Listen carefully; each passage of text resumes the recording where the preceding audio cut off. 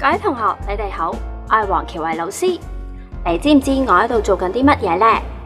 唔知道？不如俾你睇一睇啊！我喺度解決緊一啲數學嘅難題啊！你望一望呢個圖形，究竟佢有幾多個三角形喺裏邊呢？有9個、11個，定係更加多呢？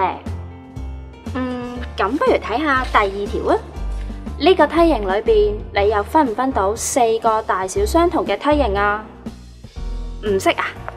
哦，咁你就一定要去圖書館借我以下落嚟推介嘅一套書啦。呢套書叫做《小學數學智力遊戲》，佢係分3套，由中程度、高程度同埋低程度嘅。你可以根據唔同嘅程度去作答裏邊以下落嚟嘅問題。而書裏邊有唔同嘅問題係俾你作答嘅，佢喺目錄裏邊亦都會介紹咗唔同嘅問題係根據咩程度嘅。咁你話我真係唔識答，咁點算啊？唔緊要喎，喺問題嘅隔離嗰頁就會有答案幫你解決噶咯喎。咁所以咧，你都唔需要太擔心。而我喺書本裏邊揾到一條我最中意嘅題目，就係呢度啦。呢度有9點喺度。究竟你可唔可以用4條直線去連晒呢9點呢？